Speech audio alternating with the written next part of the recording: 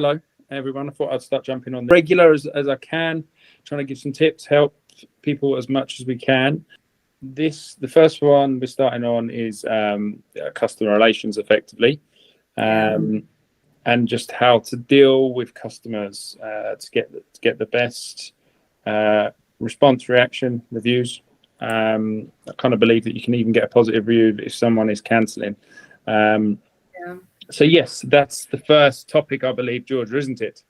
It is. So exactly that. Tell me, how can I get a positive review, or at least a positive take, even though someone's looking to cancel? I think it's customer response, right? Yeah. Time in replying to people makes a massive thing. I always used to have the attitude that if we could respond within 12 hours, then that's what people are looking for. I see a lot of cancellations that do come in. They're not cancelling for any other reason apart from that they're either moving away. I had a cancellation come in not long ago, or I saw a cancellation that come on and said they love the class, they want to continue, but because they're swimming, when that changes, they're going to look to come back. There's no reason why at that stage that people can't gather a good review, as an example, saying absolutely great, glad you've enjoyed it. Let's keep in touch and get back, and we'll get you back as soon as you can. So yes. Yeah, that's such a good idea. Even using that as an opportunity for a literal positive review, saying, okay, not a problem, we'll cancel it right now for you. Would you mind posting a positive review in response? Yeah, do you know what? Someone once taught me the wow factor. I think it was called it had a certain name. I can't remember now, but we'll call it the wow factor for the case of this, for the stay of this. The wow factor was basically when someone cancels, you send them something. So if they're paying a month's cancellation fee, that's £35 say coming in, and actually sending them something, a football, a teddy, just something that they're going to go, wow, we're leaving and they're sending us something. Two good things is going to come of that. One is that they're either going to say, leave your great review and come back, or two, they're going to actually then speak to everyone and say, these guys are great. But if they've loved the class that long enough, then and you do that they will speak about you. It gives that little wow factor. So actually send them something, and the sake of what, £5, £6 for a ball, as an example, them little things go a million miles. So you can do things like this when the people are cancelling for that reason. The other side is obviously they're not cancelled for coaching purposes, which we're probably going to come on to in a bit. So yeah, we are going to touch on that. Yes, but yeah, I think if you handle the cancellation correctly, then actually you can have a positive outcome and not a negative outcome, effectively. So ultimately, what you're saying is, if you could summarize it in one point, the only way that a cancellation can go bad is if our response is a little too late. If our response is, look, I see reviews, 90% of them is actually the cancellation period of people. Hi, Mark. Hi, Mark. Sorry, the cancellation period, and not almost. Look, we're quick. If we get someone interested in signing up, we're like, boom, let's get on that. Yeah. Let's get them on. Yep. We're replying. We get someone who cancels, we're like, whoa, we'll touch on that later. Yeah. But they all have an effect, and you handle each one as you handle each one equally. So yes. A quick question. Georgia mentioned replying to messages and emails that come through from clients. What would you say is an appropriate response time to emails or WhatsApps or even Facebook messages? I think each one has a different time frame. I always said an email. An email I'd be looking at. I would personally try and do it within 12 hours. Because of the nature of who I am, if I don't reply there and then, I probably will forget. So I actually always try to do it there and then, because if I had 5 minutes, it takes 5 minutes to send an email. But I think maximum of 24 hours I think is acceptable. I don't see there any reason for there not to be. Really, we can all spare 20 minutes for half an hour in our day, no matter how busy we are. You know, at the end of the day, we all eat. So some kind of routine that club owners get into where they constantly check, maybe once a day, you just check your messages, check your emails. Massively. Especially Facebook and Instagram, I see a lot of messages actually come through social media platforms. So I think there's no. I mean, look, I think WhatsApp and Facebook are probably a little bit more personal than an email. So I think especially WhatsApp, you know, people nowadays with the blue tick, which is the devil, you know, if someone blue ticks you, it's like, whoa. So WhatsApp, I think, is a little bit different. It's a bit more personal, right? But I think emails, you know, I personally would say 12 hours, but I do think 24 hours response time is acceptable. Yeah. So yeah. A little bit off topic of that, but a nice way just to make sure that no one's really creeping into what would be your professional time or your admin time is if you have a WhatsApp account that is your personal account, make it a business account so that you get that if someone sends a message, they get an automatic response saying, hi, I'm out of the office at the moment. I will be responding to you at this time, just so that they understand, they can see you online, but you might be at family time or at a coach or actually at you can do that. A lot of people don't necessarily have a business phone. That's the issue. If you're running 1-2 clubs, then maybe they might choose their own personal mobile. You could actually change your personal number into a business account. I mean, your family members are going to know that you are a club owner, so I don't think that would bother them. But just for that brand, I think it's good to have some kind of professional response. Yeah. Do you know what? I agree. Yeah, if you can send it to a business account, then put it as a business account. But I also think on sign-ups, the flip is also just as important, because if you leave most people naturally don't, because they see it obviously it's a trial, it's income, they want to get on it. But at the same time, if you manage to leave an inquiry for 12 hours, 24 hours, I think actually you'll find that that's a bit detrimental as well, as in that they will look elsewhere. Their mindset is, oh, got to get my child into a toddler club. Got to do it now. I do it personally all the time. I said I wanted to go yoga. No idea why, but I thought I want to go yoga. Do you know how many times I think message, I don't get a reply and forget about it. So, you know, or look elsewhere if I don't get a reply. So I think the same applies here, that, you know, it's just as important to deal with that cancellation as quick as it is to deal with the sign-ups, because they will look elsewhere. So the quick response time philosophy, I think, is important.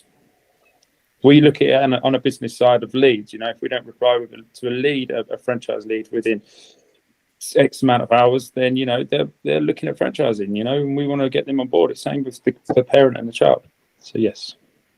That's definitely such a great philosophy, to treat your cancellations the same way that you're treating your sign-ups, because ultimately they affect your club, the brand in total, and that affects your future signups. Yeah, and it would also affect whether they come back or not, because like you said, some people just cancel because of clashing. But you give them a bad experience when canceling, they're not going to sign back up with you. No, exactly that. And exactly that. It's customer service, customer relations is huge. 100%. Make them feel special when they're there, make them feel special when they join, make them feel special when they're there, make them feel special when they leave. Yeah, 100%. And so in terms of the 30-day cancellation, how can we make sure that your customer, without making them feel like before they even started, this is, if you want to cancel, this is how long it's going to take, how do we gently just let them know that it is there, so that when they have to get to that stage that they cancel, they are aware? So you could in that sign-up process, make them aware of the 30-day cancellation, because there's no argument then. And look, you make them know at the start. Then you know there's and you can ideally you want to do that on written, but verbally as well. When they leave, then there's no they won't argue with that. They can't physically argue with that. You will get. And I say this to everybody, right, that you will get customers that will always argue it, right? Them customers are the ones that you just need to kind of, unfortunately, you have to sometimes adhere to what they want, right? 90% of them, 95% of them will be okay with it and understand it. But the 5% that don't, I just adhere to it and just adhere, no problem. Because you can chase them once, chase them twice, and then what they do, they go and leave you a terrible review, and they're bitter and they're angry, and that really, for the sake of £35, is probably not worth it to your own business. Yeah. I think you'd pay £35 for a good review. You know what I mean? Why lose it for a bad one? Yeah. So I mean, in regards to that, the cancellation period, you know, and making them clear at the get-go, making them understand, delivering a great session, delivering a great passionate sessions, and then when they leave, you know, that there shouldn't really be any arguments, but you will get 80%. And in rare cases, you know, again, it's a little bit of that wow factor. Honor it, just honor it for the 5%. You know, it will have a better outcome than it will in the long term. It will the short term. Yeah. And do you think on Class for Kids there's an option where when they're actually signing up or booking a subscription, is there a way that it notes it there, or that we as franchisees could note it over there? Sorry, say that again. I didn't hear that. So when someone books a class, they book it through Class for Kids. Yes. And I think that would be an ideal place, because then when they're booking, they would be able to see that there's a 30-day cancellation. Is that something that you know of is already in place, or that we could be put in place? It says it in the terms and conditions that nobody ever reads. So realistically, you know, you either send in an email. I mean, we could personally, if everyone's doing the welcome packs with the bit in there, then that information could go in there, just so it's a little bit clearer. So we could add that. We could add that to our welcome pack. But you know, if everyone's doing the welcome packs, then that could be in there. An email, just welcoming them on board. It's not, you know, you can do group emails as well. So anyone that's newly signed up, just a group email, just letting them know, you know, great to have you on board. Hope you really enjoy the sessions, and add that in there. We can write that up and put that on a document as well. Okay, that's cool, because that means that technically you are covered if someone really tries to fight with you. But like you said, that's not the goal of it. The goal is really to have them walk away. Although they're walking away and you're losing a person, you're actually still keeping that goodwill with the customer, which translates to the goodwill to the brand. So so it's good to know that there is at least a backup, or there is something protecting you. But like you said, let's send that email, let's send that message once they've joined, just to say, we're so happy you joined. You know, if you're not happy or whatever, the cancellation period is this. If you are happy and you want to send a review, this is where you can review us. All those things kind of go together in a nice welcome pack. Yeah. Awesome. I think our next step on the agenda is your biggest customer is the parent. Correct. They're the ones that are paying. So they've got to be. Correct. Your parents are your biggest customer. I mean, that they're the ones that will be the decider whether they come or go. You've got to understand, a 16-month-year-old. We'll focus on the baby, because we often find the baby sessions are always the busiest. The 16-month-year-old, you know, they're smile or they're sad, right? That's the long and short of it. If they're sad and you're putting in effort, or they're you know, you focus on that one child, and you turn him into happy, that parent will notice that, and that will be the turning point. If he's kind of like running around all over the show, and the parent, you're not making effort with that child, it's the parent that will notice that as well. So you've got to be, you know, parent will fixate on that, and building a relationship with them parents is huge. I think that also the child is definitely like a massive importance, obviously, but the parent are the ones that are going to be the decider for an 18-month-old, 2-year-old, 3-year-old, whether they're going to come back or not. You know, you'll get, if people are doing free trials and the parents aren't, they didn't really involve him, you didn't try to involve him as a coach, then the parent will not come back. If you go to that parent and say, look, I'm really sorry, we was really busy today. Next week, come back for another free trial. I'll give it to you completely free, and we'll try and really work with that and work with your little one and try and get him going, and so he enjoys it, and hopefully you see some benefits. That could be the twisting point of them coming back on that. So your parent is your parent are the ones that are paying the fees, right? And if they don't think they're getting value, then they won't come. If they see their child walking out happy, then they'll come. And how you can make them notice that, right? I used to do it all the time. I used to exaggerate how much there was a turnaround on this child, and they'd be like, "Wow, actually, yeah, great.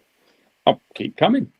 And that's massive. So you have to build that strong relationship with that parent as well as that child, so they see the benefit of what their child's getting from it. And that might be a confidence booster, it might be actual football ability. I mean, I don't like to talk too much on football ability with a 2-year-old, but you know, definitely, it's huge to build that relationship with them and build almost like a friendship with them, with each parent.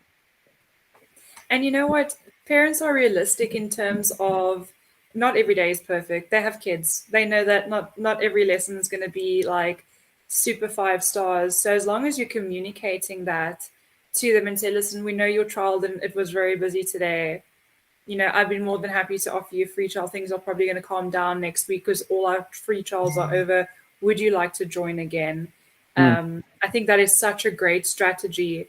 And moving on to that, I wanted to ask, can you share some strategies or tips for providing excellent customer service, just to ensure that if a parent has an inquiry or has something that they want to address, what's the best way for us as franchisees to address those services and address the inquiries? What do you mean? As in, if they've sent a concern, or if you? Yes, if they've sent you an email afterwards and they say, "Oh, we're not really sure. We want to join because this was happening," or Johnny didn't look too involved. I'm wondering. I don't know if this is for him. How would you strategically handle something like that? Well, first of all, trying to respond to him straight away. Number one, respond to them straight away. I personally, I would pick up that in the class.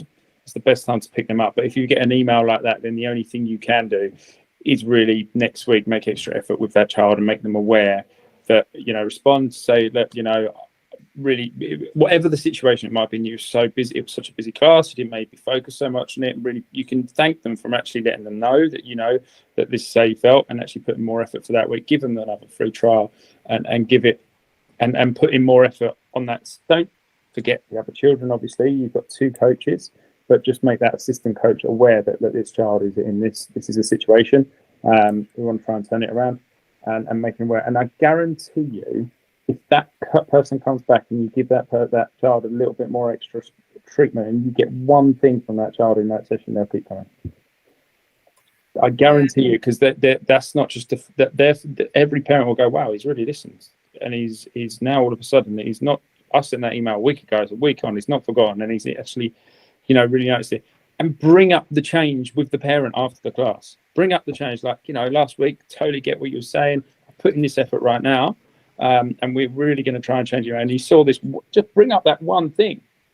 It's how you said it. It's how you're selling it to that parent to go, wow, actually, you're right. Last week he sat in the corner. This week I've actually got him running around. I've got him doing. Next week it'll be stronger. Next week he'll be even more confident. But 3 weeks down, we'll see a completely different child to what first came in. And that's what we'll keep coming. And you have to deliver. This isn't. Excuse my language, bullshit you're feeding. This is truth, right? This is, we're seeing differences, and that's all we want from a 16-month-year-old in them first couple of months. And the other class, don't get me wrong, but 3-year-olds, 4-year-olds, 5-year-olds, they still can be shy, but you can get them out of their shell. 100%. You actually said something that I thought was important a little earlier. You mentioned about that there would be coaches there as well. The coaches would have to pick that up. And that sort of brings us to our next topic, which is present yourself to the parents as a franchise owner. If you are the franchise owner and you are there. So I'm looking at Mark and Bethany, and I know Mark is there. So, I massively, from like Mark's point of view, as an example, you should be making him. they want to know who's in charge, right? So you want to present yourself as a franchise owner, not the manager, not just the coach, you know, because that's who they're going to find comfort in and ease in if they want to talk to you about anything. So yes. Why do you think it's important for them to do that?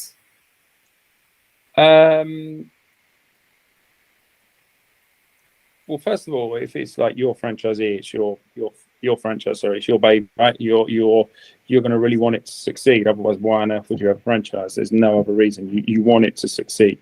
So they're gonna see from you that you've got the control of the situation and passion, and that's they're gonna have someone that they can look to.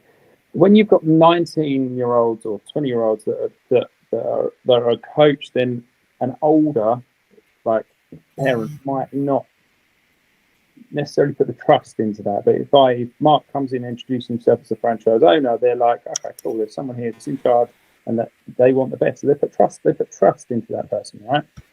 And they feel like if they've got any issues, that's the person to go to. I don't think they get that necessarily with a 19-year-old or a 20-year-old or just a coach. I feel like they feel that person might just push them off onto someone like Mark, who they've never met, as an example. So yeah. 100%. So it's, I'm trying to think of the word for it, but it creates maybe even a connection, don't you think? Connection, you know, a connection, yeah. Maybe like the community of the people the people that are attending BabyBallers, it creates that community a bit more. There's someone like a leader, right? You know. Yeah. So, yes. That makes so much sense because it really does tie in then to if someone feels like they have a concern, that brings it back to they feel like they can trust you with this concern, that you're actually going to value it, that you will do something towards it, that there will be action. If there is no connection and you haven't presented yourself as that owner of the franchise, they're like, you're just another coach. You're not you're gonna hear it here and take it out there. And that connection is actually like what brings people to continue to come. You know, when I run my clubs, I had 5 people that I stopped. I actually sold a club on to somebody else, which was 20 minutes down the road. And they actually, my other club, which was 20 minutes this way, they actually left that club just to come to mine and travelled an extra 20 minutes to come on. And that's not me blowing my own trumpet here. That's just me saying that actually I just had a built connection. They saw me as the owner. I built the connection and it kept them coming. It's definitely helped with having an existing franchise which we've taken over during the introduction, because I think they see it as, okay, here's ideas that he's going to be implementing down to the coaches as well. Yeah, I think it's also saved quite a few like cancellations because they've actually given me time to implement what we're going to do. Allows you also to explain yourself a little bit more. Well, I know the previous franchisee that you purchased the clubs from, they weren't really as involved, were they? So, so now all of a sudden they've got a figure, and that creates a bit of sense of calm with them and satisfaction, I guess. So yeah, and that will grow because that community will start talking. Actually, this club's really good. Look at what they're implementing. Look, this is the person you need to talk to, look after you, and that will spread. That will spread. And people will continue to come because it will just be a lot of word of mouth, just because of that connection you've made. You know? Yeah. And it's strange that well, it's not strange. I suppose it's part of the topic. But our next topic is actually how to then present yourself to parents as a coach. So after you've done as a franchisee and the owner, how do franchisees make sure that their coaches are presenting themselves in the correct way? So should there be concerns that there is the proper funnel and all that? How would you present yourself then? Well, as it's very dependent, right, on if you're a franchisee coach or, like, for instance, Mark, I understand that you can't be at every single club, right? You can't coach at every single club, but have you visited other clubs, all the other clubs that you kind of run in? I've visited everyone. I've coached now in 3 out of the 4, so there's only one that I've not actually coached in since taking over. Okay. So you already made that kind of, that you presenting yourself as a coach and as the franchise owner, I guess. Yeah. So for instance, this maybe not necessarily, it's the right thing to do, first of all. Even if you wasn't coaching, I'd be saying to every single franchise owner who's using this just as a management system, who's running the business as a management system, I'd say make sure you get to the clubs, because they need to know who's in charge. And that coach, unless you've told him otherwise, he will not have the same passion as you.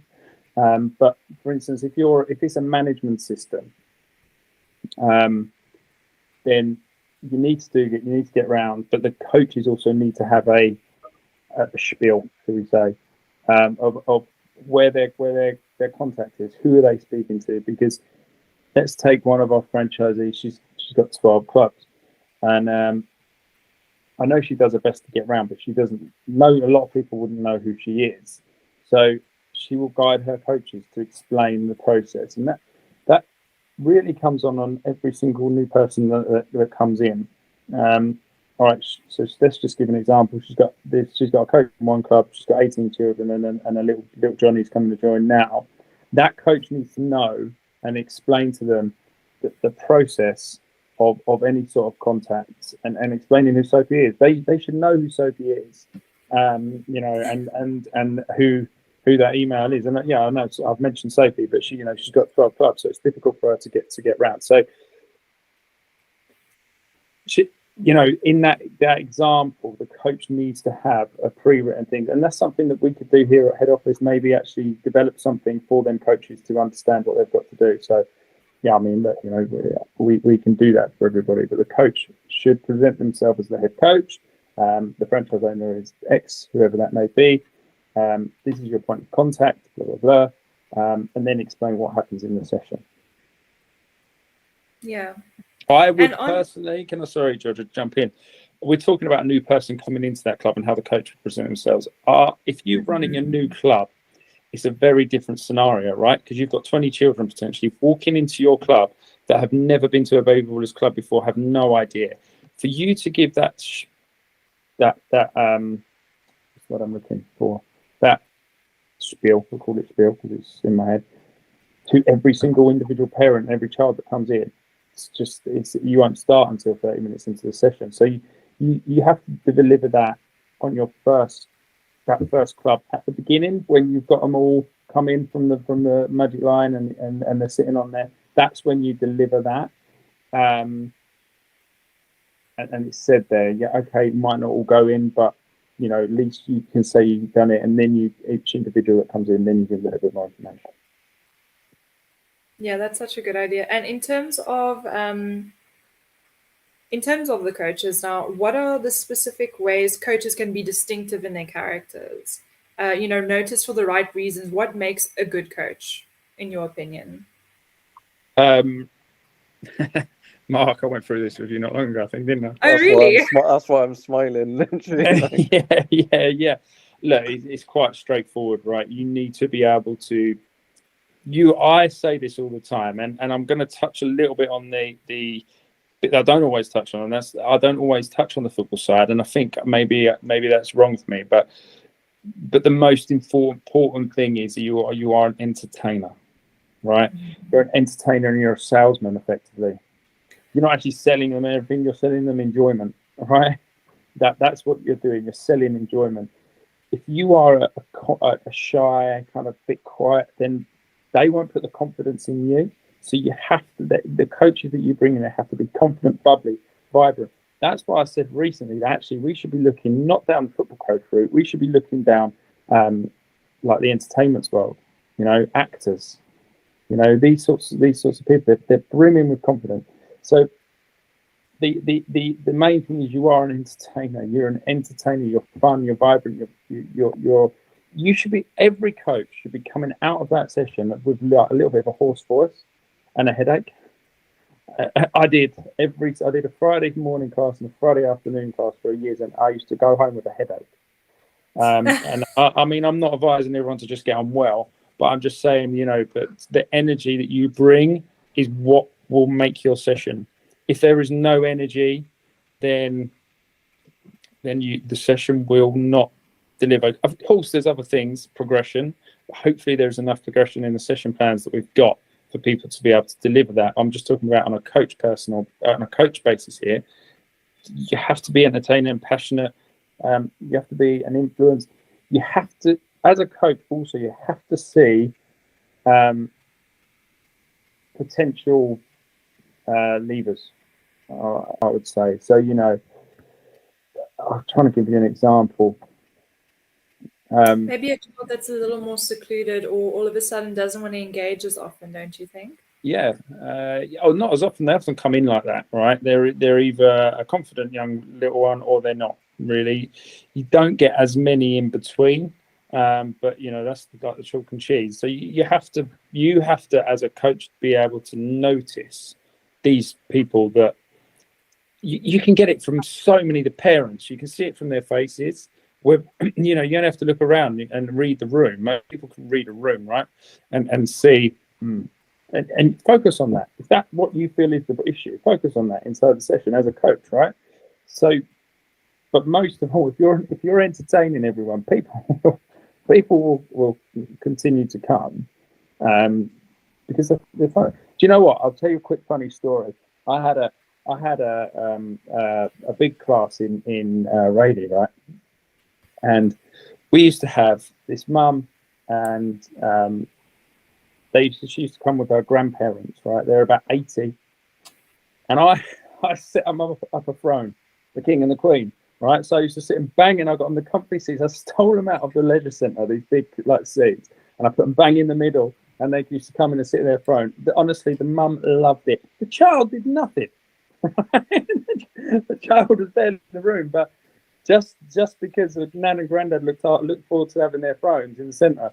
So, you know, and it's little things like this as a coach you have to be able to do and say, you know, you're making it fun, you're making it entertaining, and that is the main thing you have to be. And entertain. Entertain, confident, passionate, with a strong session plan. See, you know, there's so many things I could go on with a coach, but you know, is that session going on too long? Is that part going on too long? Has it been too short? Has that child there had enough? That guy's little Timmy over there, he's had 7 goes. Well, that kid has only had 1 go. Okay, let's make it harder for Timmy and help little Johnny. You know, as a coach, you have to be able to notice this. Mention children's names at least 3 times a session. You know, all these sorts of things. Creating an atmosphere by being an entertainer is the main thing. And wouldn't you say that creates connection then with the kids? So while connection with the adults, you're really doing with that, reassuring them and really answering them in time. With this, you're connecting with the kids. So you're really bringing it to both customers. Yeah, of course. That I know it's not really on the agenda, but I was going to just touch on the coach and the football side, obviously, because that's what we're selling. I get that, right? And it's a huge part.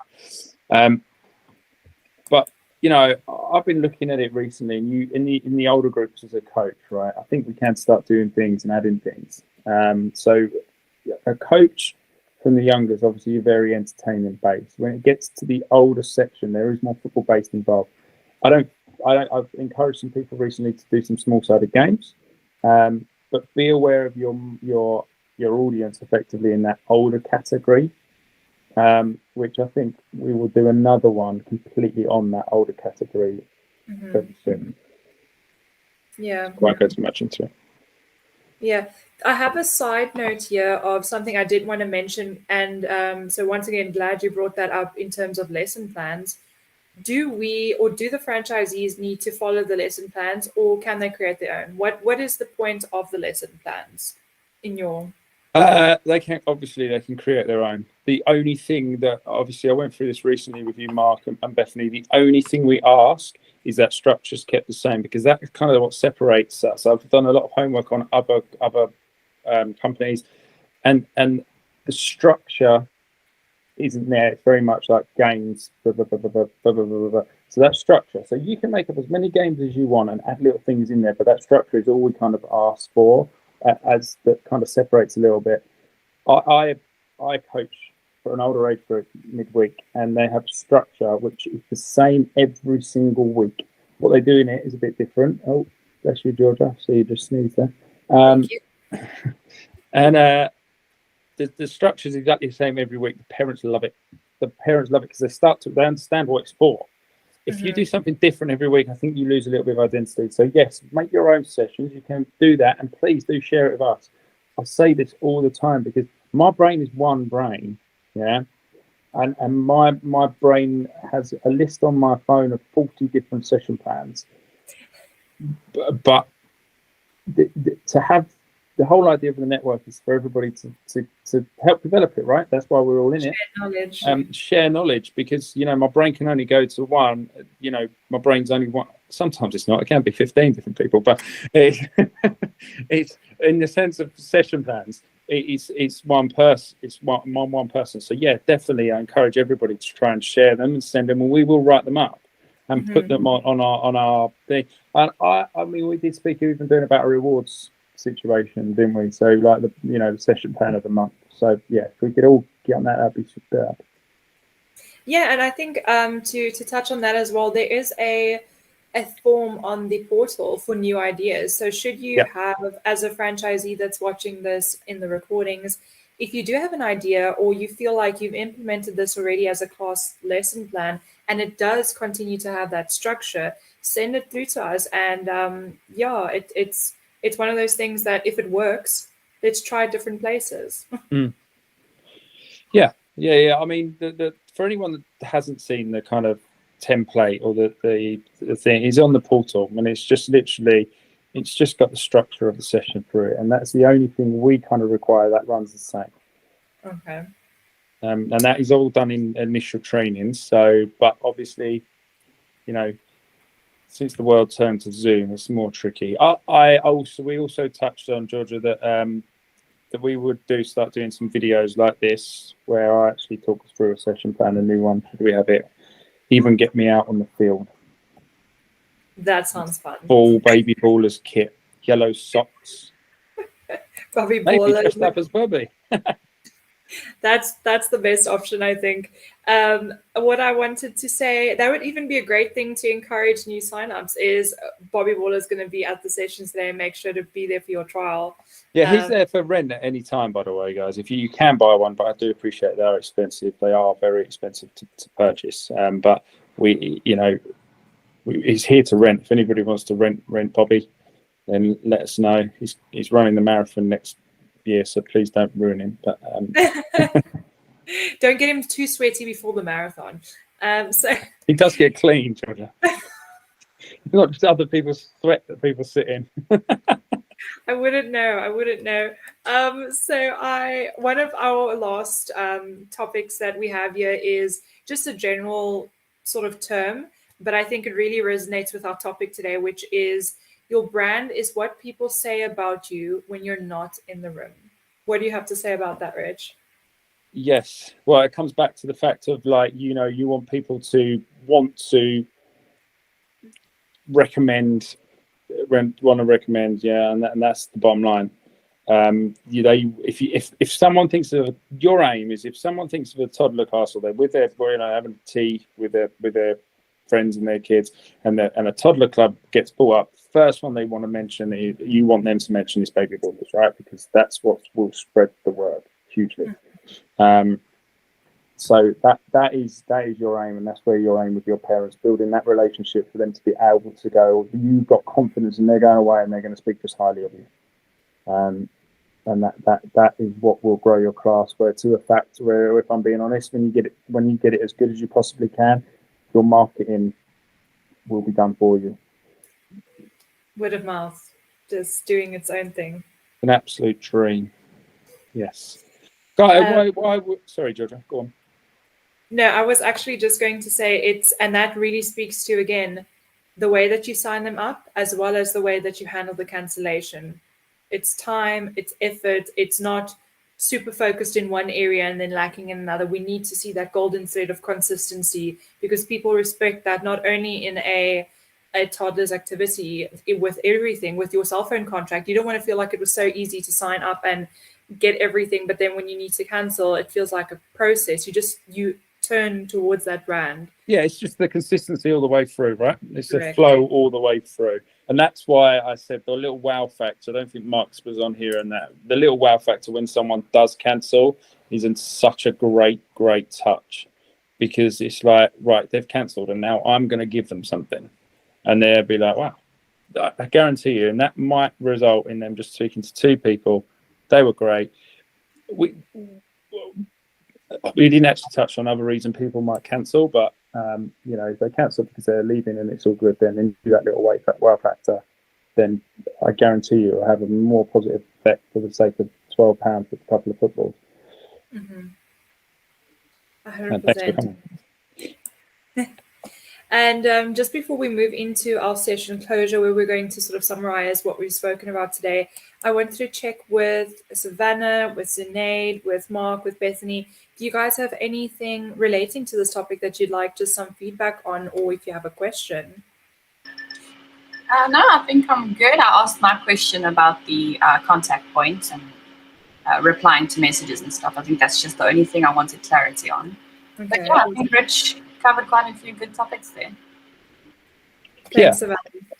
I mean, hopefully, I just you know, the customer relation is so big. It's everything to your business. Where I honestly, especially in like both Zunaid and Mark are on this. Their areas, they're quite close knit area, aren't they? Quite especially like I know Zunaid's area, like Broadstone, it's quite a clicky area.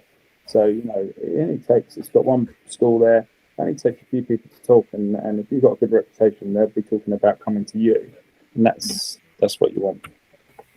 Yeah. And so yeah, if you guys do have any questions that you think about later on, we are obviously just an email away, a WhatsApp away, so feel free to shout those through to us.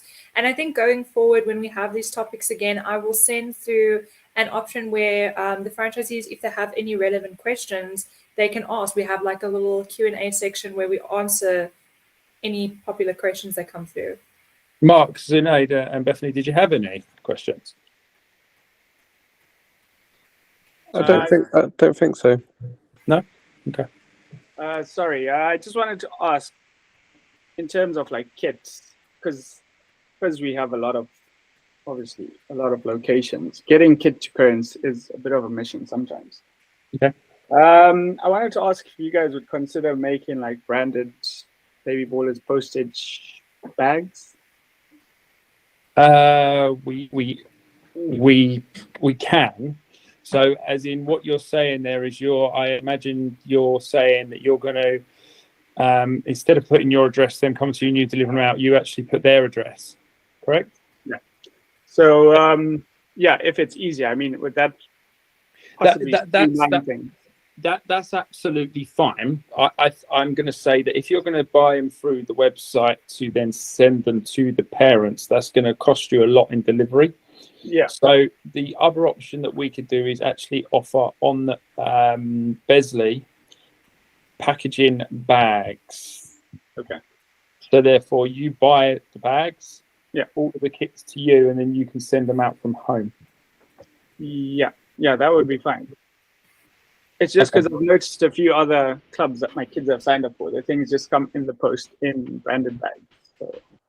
Yeah, we definitely. Because I have obviously sent out kits before, but I feel like, because I'm just sending them in a plain old postage bag, it's not really, you know.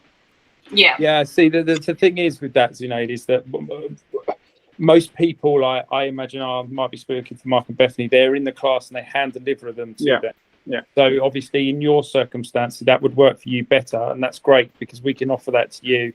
I think Mark and Bethany probably will be handing them out individually, so they might not need to purchase them bags. But if you're posting them, then we can technically add that to Besley, so you can purchase them. Georgia, Savannah, can you make a note so we can do that? Yeah, because Yeah, of that's course. I'm I'm sure. actually busy chatting to our account manager at the moment from Besley and Com, so I can pop him an email quickly and just ask him to add that too. It's just plainly for the fact because we were handing them to my coaches before, but sometimes my coaches are a bit absent-minded. So we have to get you to give people kits, and then it becomes a big problem as well. So I Yeah. want to find a better way to streamline it so that I know that people are getting kits. Okay. on Yeah. time. Guys, also just I wanted to quickly touch on the whole coaching thing that I've made another note here. And obviously everyone that's watching this, or hopefully watching it, that I'm personally offering like a Zoom like this to your coaches, because I appreciate that.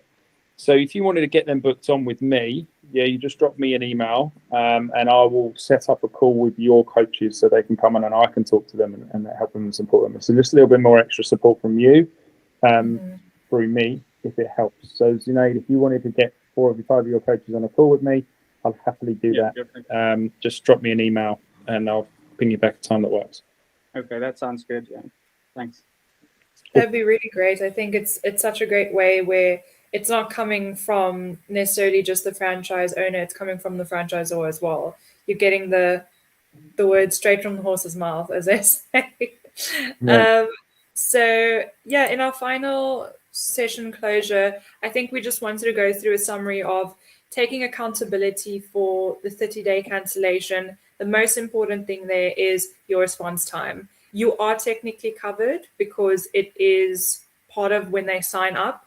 But like Rich said, you want to be able to, when they cancel, if it is something that's not crazy or for any other reason, then try the wow factor, because at the end of the day, when they do have the opportunity to sign up again, whether it be for financial reasons or just moving to a different location, you want them to come back to BabyBallers.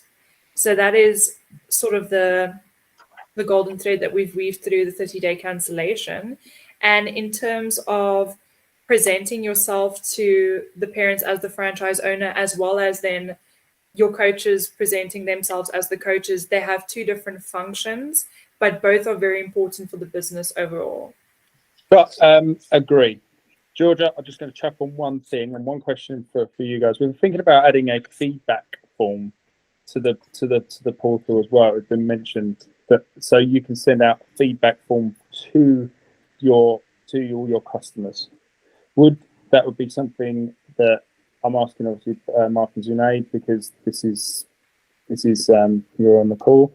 Would that be something that you'd want to do? Yeah, we try and get feedback directly on email for cancellation, so it'd be handy. Sorry, Mark. Go on. I didn't know also with because I missed the first bit. Is that many franchise owners going down like the poor subscription routes on like people that are, cancelling for financial reasons, etc., etc. If they've got space in their class. There are a number of people that do choose the pause route. The issue with that is where it's a touch and go, where people, if they get on hold of that, they will use that as an excuse. So you need to just be aware that people will go, actually, if you just give them a shout, they'll pause you. And before you know it, your subscriptions are all over the show because people are going, oh, I'm not going to be here for a couple of weeks, so I can't financially afford it this week. Can you pause me? So you just need to just be a little bit careful with that. Which I got around with that one slightly when someone asked about cancelling, but they said they wanted to come back in a couple of months. I said I would happily pause it, but I still implemented the notice period on the pause. Yeah, so definitely. Basically, I'll pause it after your notice period, so that way they wouldn't be able to just do a couple of weeks, for example. Yeah, that's another route definitely that you can go down. But yeah, we were talking of a small community here, right? Most people are good, decent people. So you can pause it, but just be aware of who you might be dealing with. Yeah. Okay, awesome. Well, I think that really summarizes everything. I'm having a look at our last one, which is just your brand is what people say about you when you're not in the room. Yeah, I think that's everything we've touched on today. Are there any specific action points? I think the ones that we've mentioned now are, if you have any great lesson plan ideas, put them through the idea form. Keep your eyes peeled for when we do have a feedback column on the portal, which you'll be able to forward to your customers. And yeah, keep an eye out for this on the recording on the portal when we do post it. Georgia, sorry, one more thing. I'm so sorry. Can I just That's okay. Great. So on the issue of the 30 days notice, right? So what I've started doing now from like yesterday. So because on the website you can't actually choose the kit size that you want. The parents can't choose the kit size. So we have to send them an email asking them what kit size they require. So do you think we should put it in that email, just as a side note? That's a great idea. Yeah, if you're already sending an email of finding out their kit size, then it's tricky with using it because obviously you can't be at every single club that you run, right? So this doesn't always apply to everybody because they try and get there, and they'll bring a stock of kit and find out what kit necessarily fits them. So in that email for you personally, that'd be a good time to mention it. You don't need to make it a huge deal, but that would be a good time to mention to them. Well, look, we can add it to the welcome pack that goes with the kits, right, and the folders. Right. This is something else I add to my welcome pack. So it's just it just says follow us on our social media, and then our okay, cool. If you guys want to add this to your welcome pack as well. And for my trial, I do have a trial letter that I actually give the trial. We couldn't physically actually add that to our welcome pack because obviously it's different for all the it's different for everybody. So, but people can utilize that option if they want to. So. Maybe as a template or a downloadable. That's cool. An editable one. Perhaps we could add the 31 days notice memo on a trial session letter. Yeah. I'm not sure if it would work better. Anyway. Yeah. It's my thought. Sorry. Yeah. I think there's like a bunch of ways we could definitely get it through to them.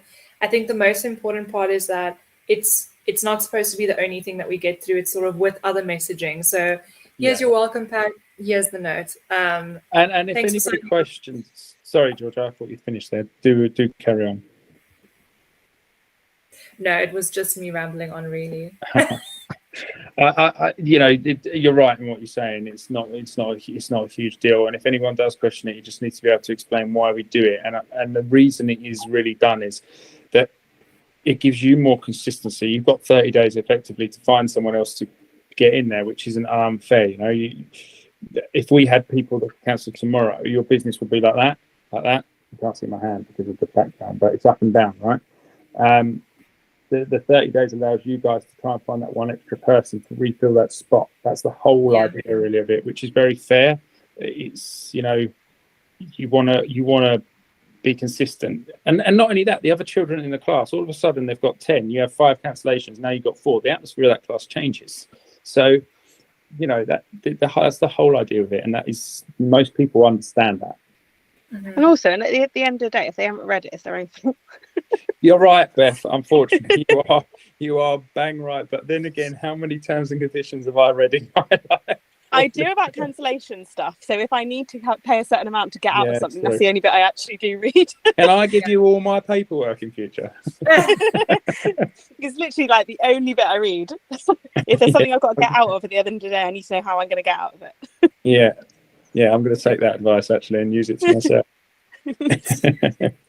But other than that, we've covered all our session closure topics and obviously our action points. So thank you everyone for joining, and we'll catch you guys in the next session.